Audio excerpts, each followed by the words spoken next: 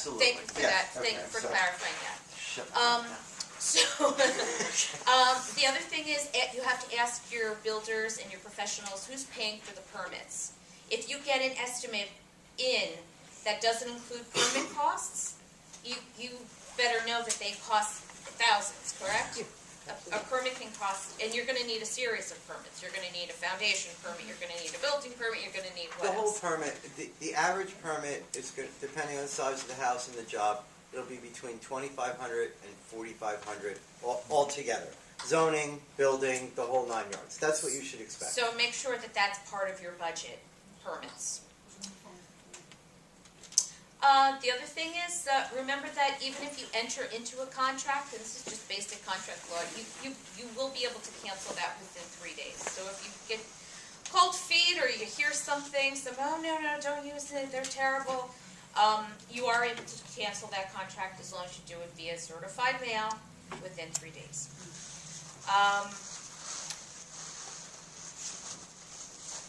Don't sign over your insurance checks to anybody. Those are made out to you. Make sure that you do not do that, no matter, even if somebody, I'll give you a big discount, or I know that check's gonna be good, I don't feel comfortable taking your check, I'll take an insurance check, we'll co-sign it. Don't do that. And last but not least, don't piecemeal your job. I talked to you a little bit before about warranties and guarantees. If you start piecemealing your job out so much, where you have a kitchen installer, a floor guy, a foundation, where you're doing all these contracts, you may have a hard time getting a GC to kind of warranty the whole job. Okay? Did anybody have any questions? All good? Yes, ma'am. Brand money. Yes. They ask for your insurance money, that you have to turn it over to them, and they No. told me, No, you have a duplication of benefits that get that's part of the paperwork up front. Your grant is based on their review of all the other money that you've received from other sources. So there's no, it's called duplication of benefits. It's already figured in prior to them issuing the grant. And none of these programs allow you to double dip, by the way. no, I was told that I had to sign over to them to go into the state's escrow account, all of my insurance money. Well, that's if, the only time you're required to post additional money, Vince, you can correct me if I'm No, sir. speaking in terms. And that they If- would give it out a third at a time. If your construction cost exceeds your grant amount, you, as the homeowner, are responsible for making up that difference. So if they give you $100,000, but you got Vince under contract for $150,000, you have to put $50,000 in escrow. Maybe that came from your flood insurance, I don't know, right? In that case, they would say to $50,000 you, is covered. turn It is over an your escrow. And that's when it's dispersed in increments as the work's being done. in Pathway C, in Pathway B, you get 3 draws. Once all your money is put up, between your grant award and whatever additional money you're going to use to finish your job. And then you can draw down your grant award in up to 3 draws. In Pathway C, you have to put all the money up, it all goes in escrow. That includes your insurance money. But not in B. No, not in B. In B, they consider your grant is determined by the entirety of all the insurance money you got. Okay. That's how they arrive at your grant. You don't have to give it to them. No, you do not have to give it to them. I have a question about that. Go ahead. Do they max out your grant based on your flood policy, what you insure your house for? You should answer that. Like if my policy, I only insure my house for say $140,000. Are they gonna give me $150 if that's what they determine I need? Or are they gonna say, sorry, we can only give you what your flood policy is max? No, the grant, Since they're the same company, they're flood, that's why they take your flood money. no, one has nothing to do with the Oh, other. they just don't Yeah. duplicate benefits. Yes, but- they just don't duplicate. But your insurance company is a private entity for profit. Right, I can see. REM is some amorphous construct, it's a bunch of people trying to do something nice for the For public. profit. But they're not, for profit, that's fine.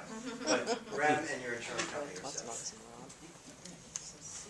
Go ahead. Yeah, if you have three-family house and you want to rebuild it in one family zone, they can knock it down to be one family only, or?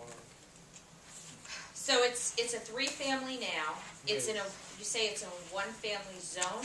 In zoning areas, with these a new, That's a good question. Yeah. That's it. The REM program's for single-family dwellings. Right, well, it wouldn't be under REM.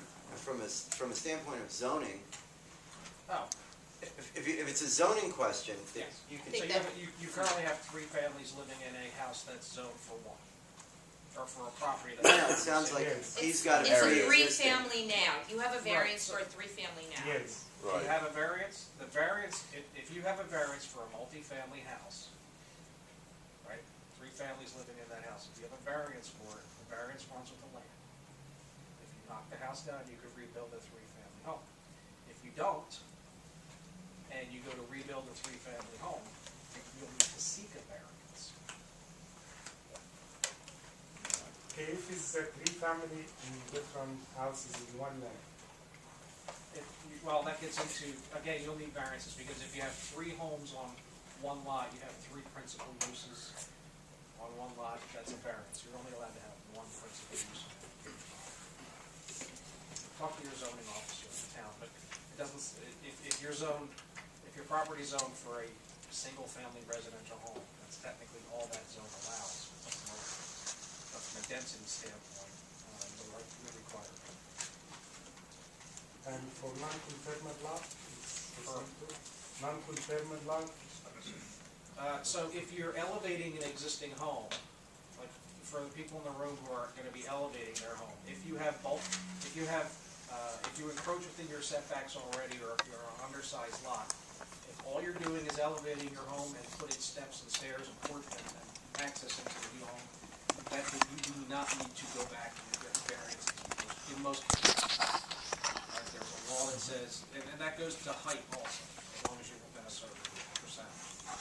But if you have a non-conforming lot and you knock that house down, you're expected to bring that lot, put a new house on that lot to conform with today's zoning standards. If not, you get a variance. they say just leave one side or one window or part of the house, and then you can rebuild with, or just leave the foundation. That varies from town to town. And what you're talking there is, no, there's a term for it in zoning, and I'm drawing a blank right now. Substantial improvement. Substantial improvement, thank you. Thank you, Scott. Thank you, Scott. Were there any other questions? Anyone have anything else for That's a Kathy? very tricky thing, you have to work directly with your zoning officer to talk to. They tricky too, you know. They tell you do it, and as soon you do it, they tell you you can't. Right. How we guarantee something like that? Who builds a bulkhead? Does that hear anything about REM? REM doesn't Think do about No, that. no bulkheading in REM. No, REM doesn't do anything with bulkheading. And who here does bulkhead? Go Highland. We have a couple of marine contractors that we work with. Yeah. They're not here because I didn't think that was an important part of the professional team. Although it's, Next time. Anything else? Thank you. Thank you. you're kind. I'd like Scott Buckley to say a few words before we lose him and he falls asleep. And, I'll give you my contact. Have a nice nap. I know you're napping over there.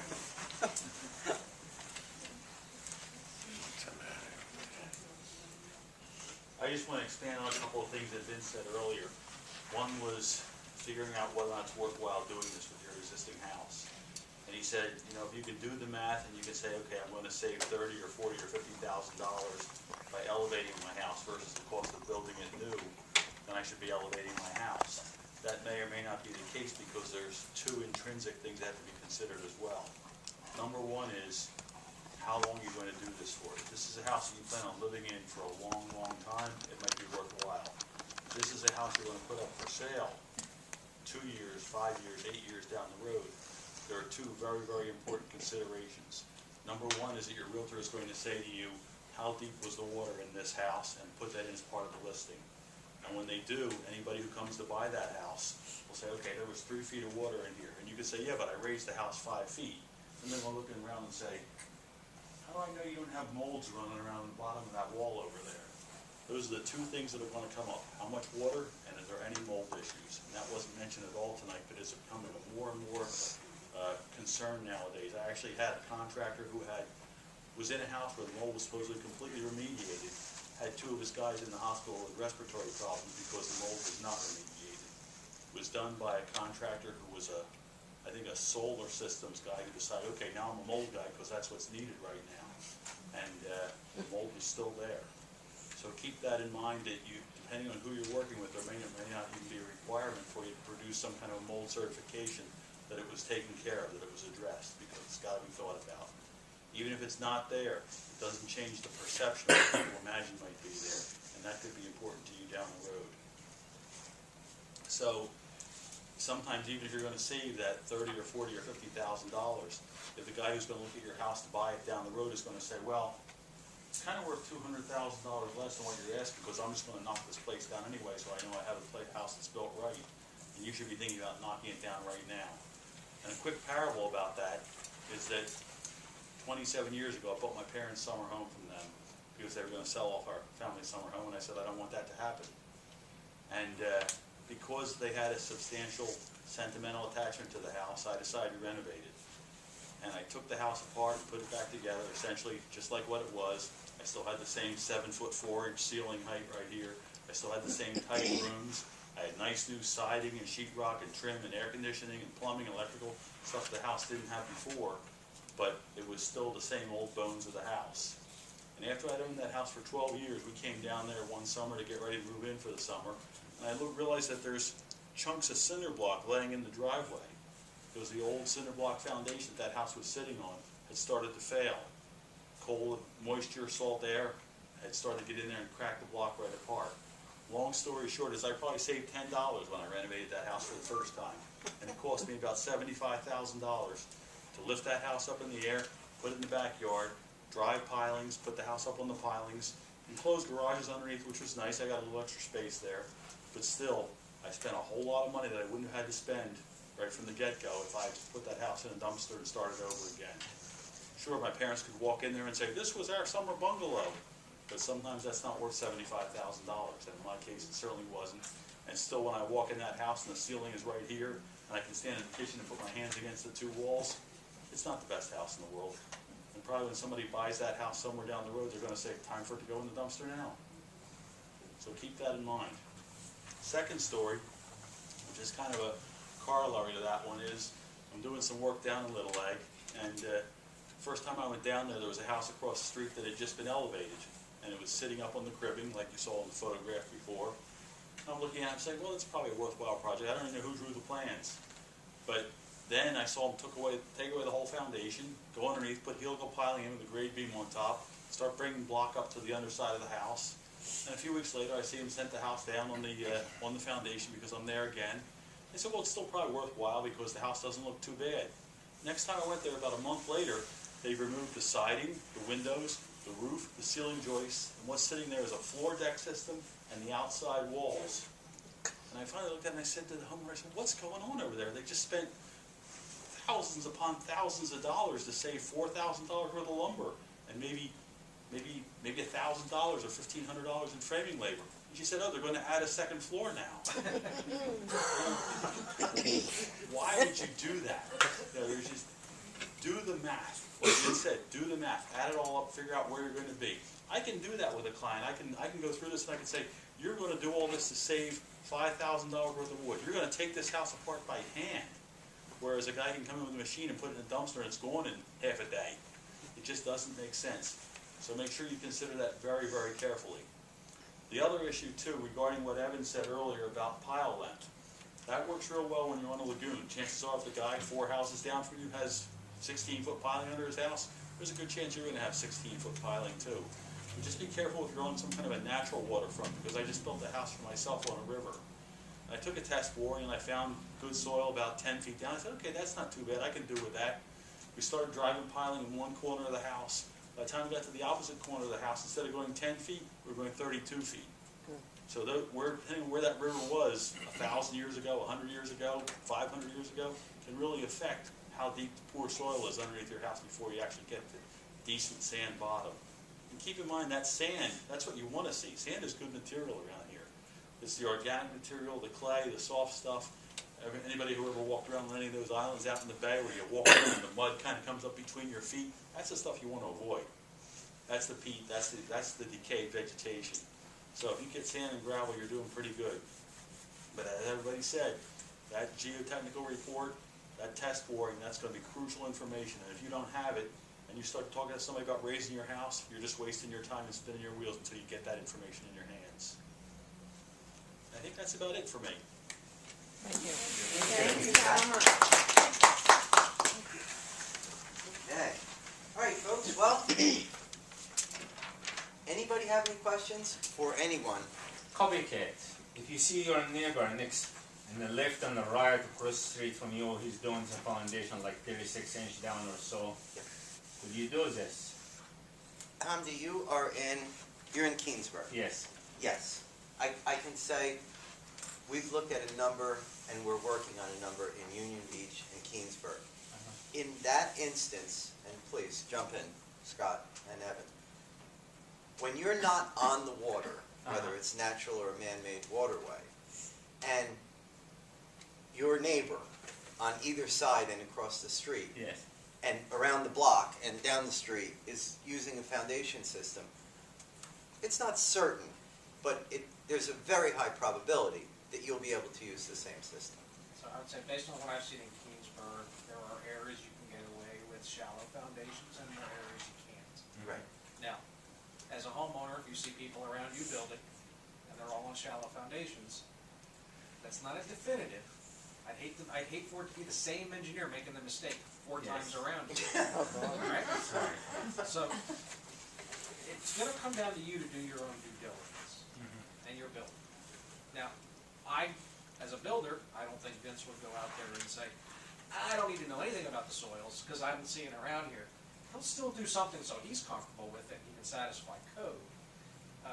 I won't build it unless You get the soil. I get at You least really the have board. to. I mean, Yeah, it's- I mean, it's I the won't do soil. it. I know my industry, my business, half of what I do is a necessary evil to my clients. I understand that. We generate big pieces of paper that are overpriced. We get it. But at the same time, it's important information for anybody who builds. Period. I mean, and sometimes, and again, correct me if I'm wrong, in that instance, I would say to a client, especially under Pathway B, I'd say, listen, let's do the boring. You know, call Evan and say, look, just do the boring. So the boring's $700–800. The boring comes back and